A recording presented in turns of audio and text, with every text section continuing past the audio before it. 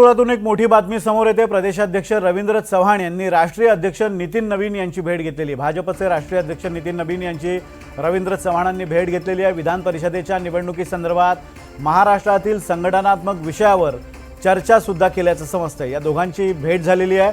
विशेष करून विधान परिषदेच्या जागा वाटपाचा तिढा निर्माण झालेला असताना ही भेट झाली आहे। त्याचबरोबर संघटनात्मक पातळीवर सुद्धा काही महत्त्वाच्या मुद्द्यांवर या दोघांमध्ये चर्चा झाली आहे। सागर कुलकर्णी आपले प्रतिनिधी आपल्याला अधिक अपडेट्स देत आहेत। सागर, काही वेळांपूर्वीच राज्यातले प्रदेशाध्यक्ष भाजपाचे रवींद्र चव्हाण यांनी राष्ट्रीय अध्यक्ष नितीन नवीन यांची भेट घेतलेली आहे।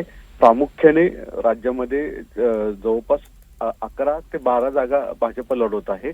अशा ठिकाणी प्रत्येकी इच्छुकांची 3 जणांची यादी दिली गेलेली आहे आणि यापैकी अंतिम निर्णय भाजपचे पक्षश्रेष्ठी करतील अशा स्वरूपाचा म्हणजे भूमिका घेतलेली आहे। पुढच्या 48 तासामध्ये भाजपाची अंतिम यादी येईल असं सांगितलं जातं।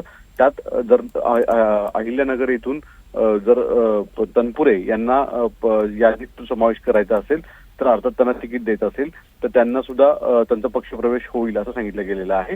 यामुळे पुढच्या 48 तासात सगळ्या यातल्या महत्त्वाच्या घडामोडी घडतायत। तत्पूर्वी राष्ट्रीय अध्यक्षांची भेट घेत भाजपातल्या इच्छुक उमेदवारांची नावं जी यादी आहे ती सुपूर्द करण्यात आलेली आहे।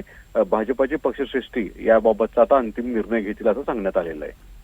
धन्यवाद सागर, दिलेल्या अपडेट्सबद्दल। 12 जागांसाठी म्हणजे ज्या 12 जागा विधान परिषदेच्या भाजपच्या वाट्याला येणार आहेत, माफ करा 11 जागा, ज्या 11 जागा विधान परिषदेच्या भाजपच्या वाट्याला येणार आहेत त्या जागांवर इच्छुक उमेदवारांची किंवा शॉर्टलिस्ट केलेल्या उमेदवारांची यादी सुद्धा त्यांनी नितीन नवीन यांच्याकडे सुपूर्द केलेली आहे आणि आता केंद्रीय भाजपकडून या नावांची घोषणा केली जाण्याची शक्यता आहे।